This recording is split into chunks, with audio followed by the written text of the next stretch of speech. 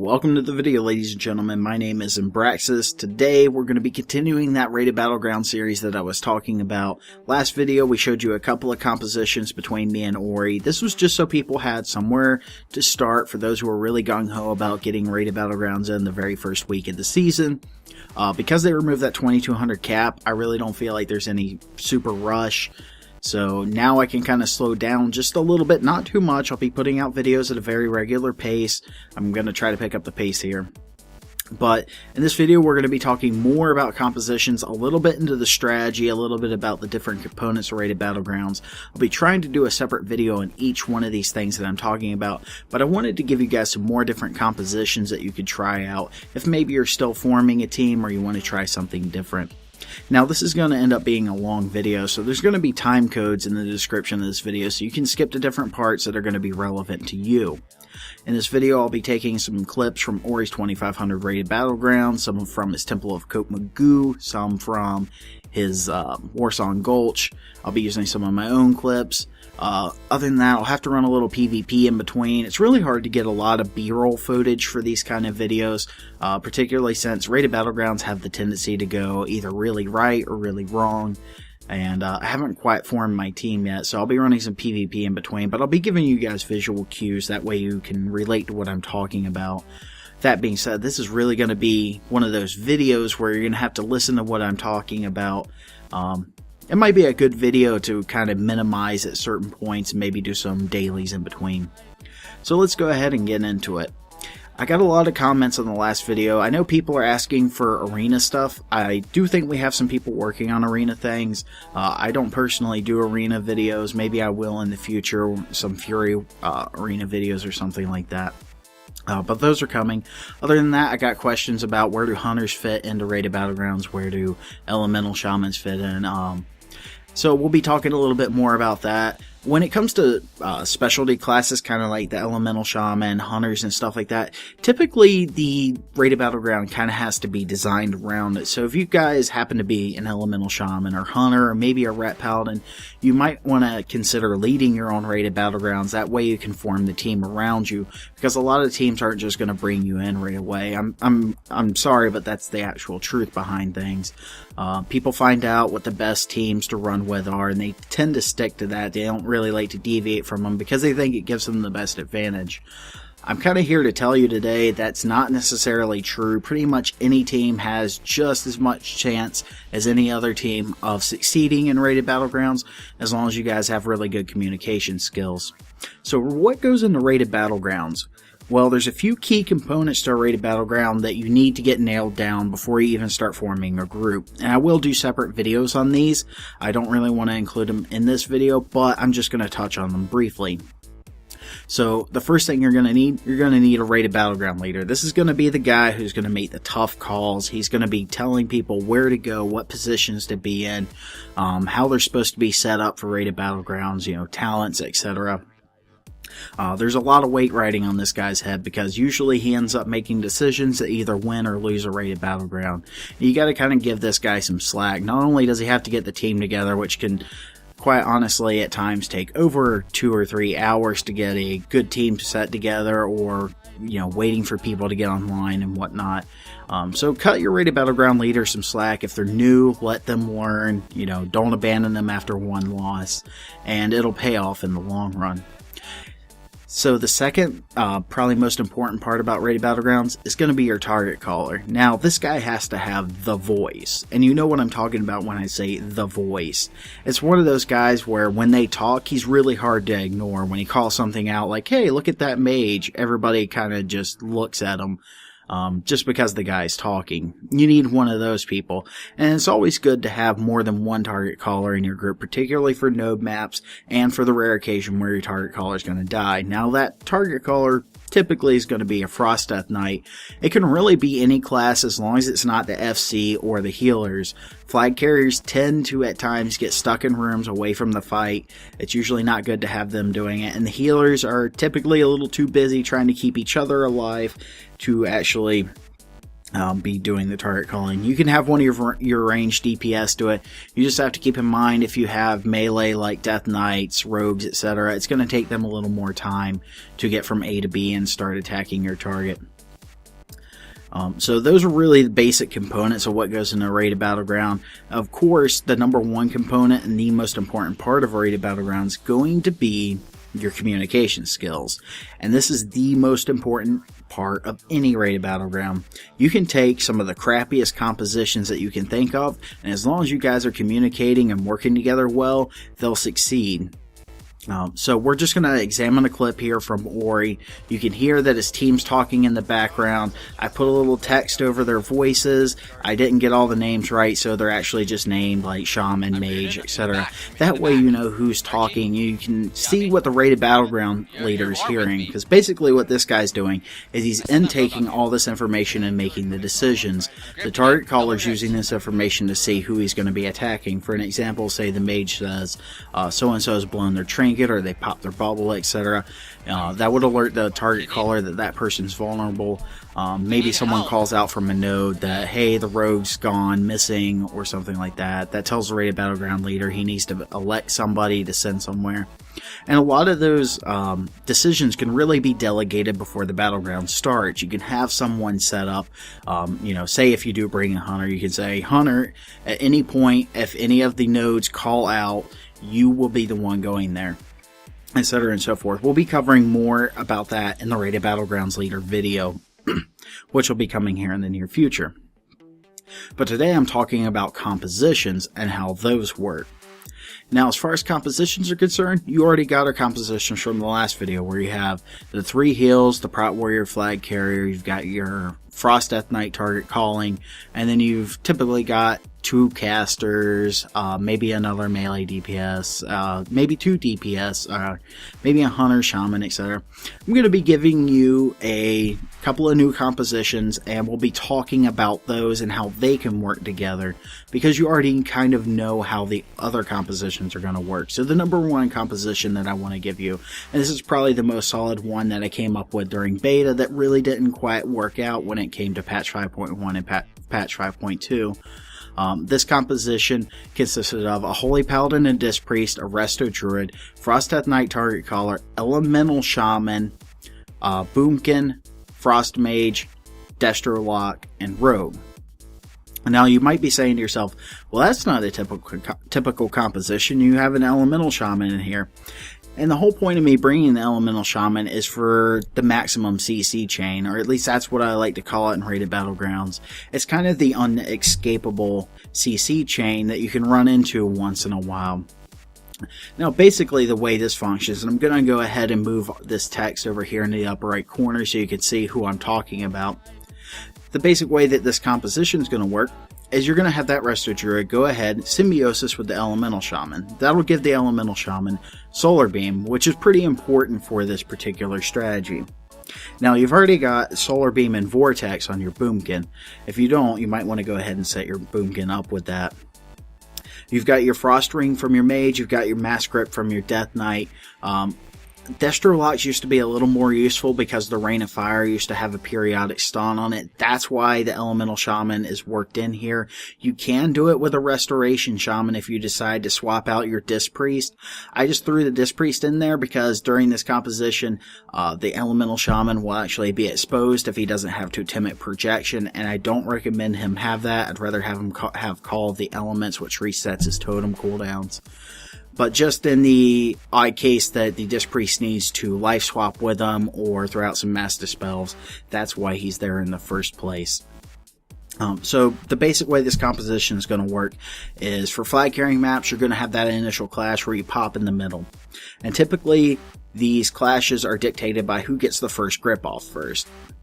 So what you're going to do is you're going to have your Frost Death Knight go ahead, mass grip everybody into the Mage's Ring. Now the Mage's Ring has a 2-second ticker now before it goes off, even if it's a palm ring. So the Death Knight needs to keep that in mind. So the ring's going to go down, the Death Knight's going to mass grip into that ring. Now everyone's going to get frozen. And for the beginning of patch 5.0 and patch 5.1, typically that was going to be good enough for everybody to just get by. They could maybe single out one DPS or a healer or something and just flat out kill them right off the bat while everyone's frozen, because everyone's a little bit nervous to pop their trinkets because then they'll be vulnerable to cyclones, etc. People are a lot more willing to pop their trinkets now in this initial encounter, and that's where the other classes are really going to come into play. So now not only is the Death Knight going to be mass gripping into the ring, you're also going to have your Boomkin be throwing down Solar Beam on top of the ring itself and be throwing in a Vortex in there. That makes sure classes like Restoration Druids, Feral Druids, Prot Warriors, anybody with a Rapid Dash isn't going to be able to get out of that sphere, basically. If they try to exit it, the Vortex is going to pull them back in. However, just for some extra added protection, we can also have the Elemental Shaman throw down a second Solar Beam after 2 seconds.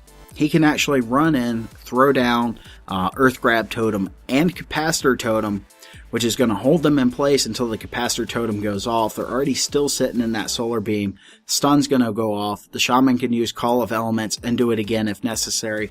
But to be completely honest, even if some of them have popped trinkets, you're still looking at about, I guess, around 10 seconds of crowd control. You should be able to AoE that group down at least. If not, you should have killed at least 2 or 3 of the healers.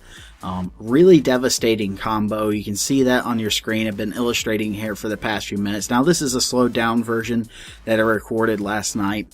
This was just a bunch of friends that I had together. I got them together just to show you guys this. You know, I've been gripped into the ring, and then I've had the Solar Beam thrown on top of me. Unfortunately, the Restoration Shaman, who was taking the place of the Elemental Shaman, we couldn't get the phasing right, so he had to be on my team.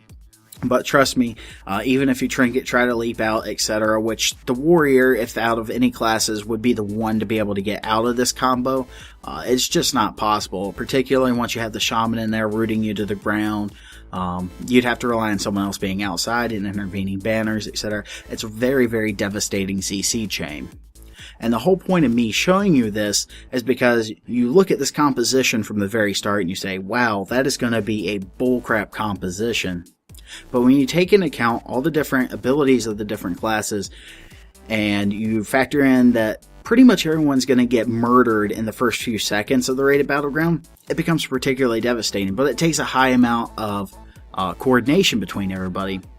And I mean, you can continue to compound upon this. Once everything's going on, you could even have the rogue come in and throw down a smoke bomb just in case any healers get on the outside. Now, as far as strategies go, for this particular composition, and I know this is getting a little long-winded, but unfortunately there's no way around this. It was just going to be a long video. For this particular composition, on node maps, typically you would have your Warlock sitting out with his Shivarin pet on a node, and you would have the Rogue guarding a node, or you'd have your Warrior guarding a node. It depends on what maps you're on. Those would be the 3 classes you're going to sit on different nodes. If you're talking about flag carrying maps, your Rogue's going to be your go-to guy. You're going to be sitting, if they have like a Mistweaver monk or something like that, that Rogue's going to be sitting on that guy. If the Rogue isn't sitting on him, he's going to be sitting on one of the other healers.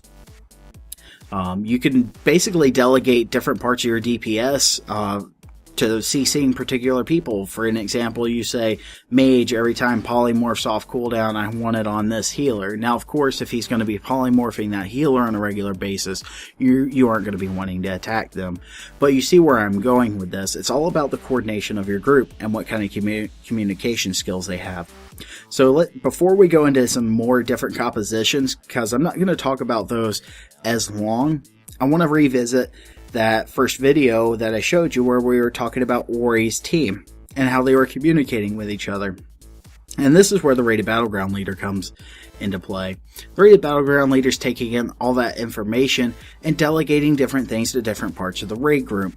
For an example, he's telling the Rogue, go ahead and sit on blah blah blah healer, etc. That's the kind of communication that you need in your battleground. The RBG leader needs to know who has what cooldown, who's used what cooldown, etc. and so forth. More on that in the Rated Battlegrounds Leaders video. Alright, so now that we have that out of the way, let's go ahead and go into some other compositions that you could try running. This one's going to be pretty similar to the last one, except it's going to be set up for a 4-heal team, which has a huge advantage on maps like Temple of Cut Magoo, Silver Shard Mines, and node maps. Now, 4-heal teams you really didn't see a lot in patch 5.1 and patch 5.0. And that's because the damage just wasn't there. You needed as much burst as you could to get through the healing.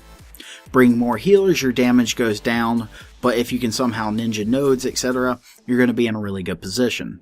So this composition is going to be a Holy Paladin healer. I mean, of course you're going to have your Prot Warrior, Holy Paladin, Restoration Shaman, Resto Druid, Discipline Priest. Now, I know you guys are saying, why don't you bring a Mistweaver Monk? Discipline Priest and Mistweaver Monks are totally interchangeable with each other. They both have their own benefits, etc. I'm just more familiar with Disc Priest. I like running with Disc Priest. It's totally up to you if you want to run with the Mistweaver. Mistweavers are great for teams that have rogues and warriors on them because of their, I guess, like phase shift ability. Every time they're stunned, they're unattackable for a couple of seconds. Don't get me wrong, Mistweavers are pretty darn good. You're going to have your Frost Death Knight, you're going to have a couple of Frost Mages, or a Frost Mage and a couple of Locks, and then you're going to have your Rogue. Now, this team's going to be pretty weak on DPS, but you have to factor in, what is this team going to be able to do on node maps? For flag carrying maps, you're really going to be waiting for stacks, and you're going to be trying to do like a stealth team. You're going to be having your Fire and Frost Mages, or your Double Frost, Double Lock, whatever you have going on. You're going to be having those group stealthing with the Rogue to try to surprise the enemy flag carrier. There is a lot of CC still on this team. Each mage can lock down a healer pretty effectively. Even the Warlock can lock them down. The Rogue can lock them down. And it's still effective for flag carrying maps, but you're really going to be waiting on stacks, which is pretty risky business, but since you have 4 healers, it's not as risky as normal. 4 heal teams, still a little weak on the DPS, but you still have the ability to set up great sap cap teams. Maybe you don't need 2 bases right off the start on node maps. Mages and rogues working together has always been a really good strategy. I mean, you can always have your rogue go off with that Restoration Druid. I mean, there's nothing stopping them from going into Prowl and sneaking up for a sap cap. That strategy's come back into play because rogues now have a shorter cooldown on their blind than trinkets do. So if you got a Prot Warrior and he doesn't have the backup while his trinket's down, that rogue should be able to take that base out no problem. Now we're kind of going to get out on the fringe of compositions. These are kind of experimental compositions because I'm not entirely sure how they're going to work out. I've seen some things with the class balance changes, and what I'd like to try, and maybe you guys can try for me and let me know how it works. It is kind of risky, but this composition is going to be a Brewmaster Monk, Holy Paladin, Resto Druid, Resto Shaman. So we're cutting the Disc Priest out of this one altogether. FDK, target calling. You're going to have your Elemental Shaman symbiosis with the Restoration Druid. That way you still have your Solar Beam. You can still do the grip into the ring because you're going to have your Mage. This time around, though, instead of bringing like a double Mage or a double Lock, you could either substitute in a Unholy Death Knight, because Unholy Death Knights have gotten relatively good in the last patch, or you can bring in a Hunter in this composition. I would suggest a Hunter because it frees up your Rogue to try to push on nodes, etc. I'd personally like to run a Hunter in this composition, but it'll be Holy Paladin, Resto Druid, Resto Shaman, FDK, Elemental Shaman with the symbiosis, of course, Unholy Death Knight, Frost Mage, Affliction or Destro Lock, and then the Rogue. Again, if you really had to, your node sitters would be your FC. Brewmasters are really not that good at guarding nodes, at least nowhere near as good as warriors are. I would highly suggest having that Brewmaster have a Windwalker set. If he has a Windwalker set, they can be particularly devastating with that Ring of Peace. But if you absolutely need to, Brewmasters can defend a node. They just need a little extra support from everybody else.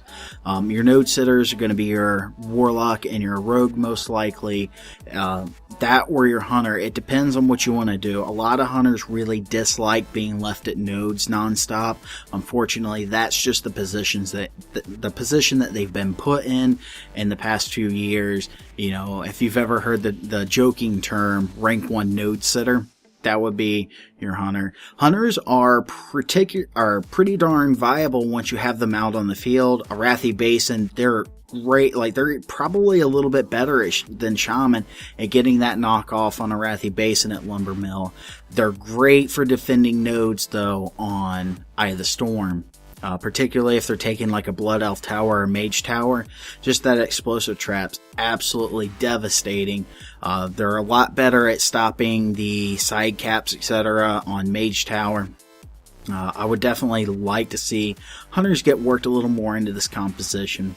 This is going to be another viable composition for you. Again, I'm not totally sure on the Brewmaster Monk. You could substitute in a Feral Druid Monk. This isn't a fast cap team composition though. This is just something for you to try if you've wanted to work Monk in who's not necessarily going to be a Windwalker or a Mistweaver. So that composition's there for you, and I've explained that out for you.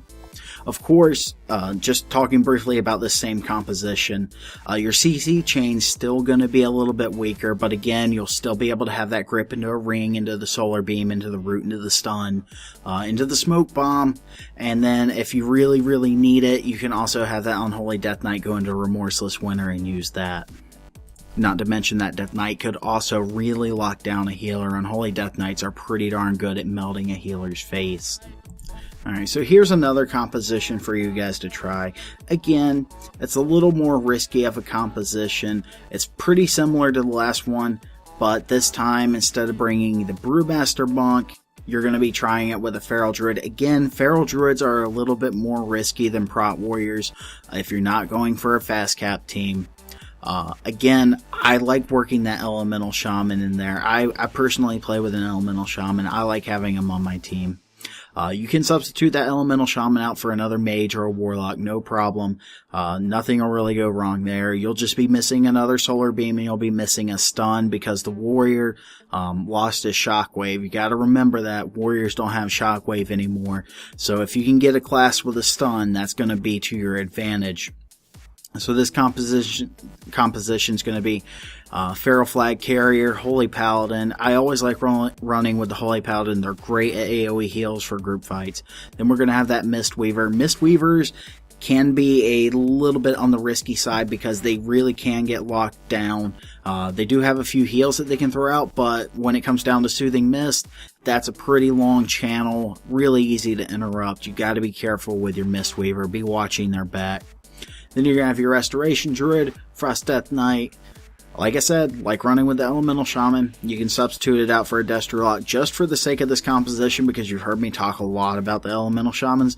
We're going to go ahead, do a double lock on this one. So you got 2 Warlocks, Beast Mastery Hunter. I would definitely give Survival or Marksman Hunters a chance here. I'm not entirely sure what's going on there, but I have had a few hunters say to me, hey, you know, our other specs really aren't that bad. So you might want to talk to your local hunter or whoever's in your group and really get a feel for them there. And you're going to have your Fire Mage and your Rogue. Again, all these compositions, I liked running with Rogues in Cataclysm. They were really strong in Cataclysm. They're really, really strong now. Unless Blizzard comes in and royally screws them over again, you're going to see a lot of rogues in Rated Battlegrounds, particularly that that sped up cooldown timer on blinds, really devastating because people tend to leave their Prot Warrior guarding a node, and that Prot Warrior's always going to have to call for help when there's a rogue there. Even if he stays in combat with that rogue the whole time, blind's going to come up before his trinket does, so there's another composition for you. I mean, at the same time, any of these compositions, if you really wanted to, now I've never done this in Mist of Pandaria, I really don't know how they're faring, but you can bring a Feral Kitty Druid. I know, I'm so weird, I call them Feral Tank and Feral Kitty Druids. Whatever. You can bring a Feral Kitty Druid to take place of your Rogue. I mean, you could still have that extra Vortex, etc. I don't necessarily see them being that bad. They are pretty viable. You can sub them in for the Rogue. But of course, then you could always bring in that Windwalker Monk for that Blanket Silence, Blanket Disarm. So that's kind of touching on all these different compositions that I wanted to hand to you guys. I mean, like I said, it really comes down to your communication skills in your team. You can pretty much make any composition work, hands down, as long as you've got that solid communication skills and you've got a great RBG leader, great target caller. You can pretty much make anything work. Now, to briefly touch on some of the classes that you don't typically see in Rated Battlegrounds, people ask me all the time, why can't I come on my Ret Paladin? And there's a few good reasons for not bringing a Ret Paladin. While it is nice to have a Ret Paladin come in because they can give you that extra lay on hands, etc., I do believe they can still give you lay on hands. Not entirely sure on that one, because they did change the rules for Rated Battlegrounds. While they do have that lay on hands and stuff like that, and their bubbles and whatnot, they just don't bring enough CC to the group. You can't really sit them on somebody and say, go ahead and sit on X class and make sure they don't cast or make sure they don't do this. Unfortunately, their burst, just like Warriors, is really tied to their cooldowns. They're awesome for a few seconds, and then they're kind of crap for a little bit longer, and then good, then bad, then good, then bad. They're just kind of unreliable, and it's really unfortunate. I really think Blizzard needs to take a hard look at the Paladin and really figure out what they're going to do with that class. I mean, they're great tanks and they're great healers, but if they were going to just be those two things and not really be capable of doing awesome DPS, I don't know what to say about it. Shamans I'm sorry, not Shamans, but Paladins are just kind of in a rough place when it comes to Ret. Before anybody asks, Enhancement Shamans, it's the same story there. Yes, you can do the same thing that Elemental Shaman does with his totems, etc. But the only difference between that Elemental Shaman and Enhancement one is the Enhancement guy's got to be right up in everybody's face in melee range of that Death Knight. Death Knights typically give Enhancement Shamans a run for their money. Enhancement Shamans really don't have any good escape abilities. You know, Death Knight's got anti-magic shell, Warriors with spell reflex, etc., shield walls. Shamans just don't have that to save their butt if they get focused. So that's kind of why we don't bring Enhancement Shamans. I know there's a lot of you guys out there, and it kind of sucks that you guys don't have a spot. But that's just the way it is. You know, you don't have a whole lot of CC. Like, Hex is good and all, but you're just too disposable. You get bursted too easy, and that's basically why they suck for Rated Battlegrounds. I'm trying to think of a couple other classes that we don't typically bring to Rated Battlegrounds. Holy Priest. I'm not entirely sure why people don't bring Holy Priest. They bring Disc Priest because of the Spirit Shells, etc., the Power Word auras, and all that good stuff. I have seen a lot of 4-heal teams bring in a Holy Priest, and they've done pretty good. They do have that advantage of when they die, they'll be able to heal for a little bit longer. But unfortunately, because they don't have the shields and the absorbs and stuff, they just lose out in the long run compared to Disc Priest. Shadow Priest, on the other hand, perfectly acceptable, interchangeable with a Warlock. They do pretty nice damage. Blizzard definitely did right by Shadow Priest, so I think it's totally acceptable that Holy Priest really isn't a PvP spec. I'm sure some of you out there feel completely different than I do, but I think that's a fair trade-off that one of your 3 specs isn't PvP viable. But I think that's going to kind of cover it up for what classes you can bring to Rated Battlegrounds and why some aren't necessarily brought more than others. If you're playing a class and you want to know why, I mean, at least you can ask me personally in the comments why we don't bring certain classes. Maybe you play a class that I just didn't think of. Leave it in the comments. I'll give you a detailed answer. As far as you tanks are concerned, I know there's going to be someone out there that, why can't I RBG Holy or Prot Paladin, etc.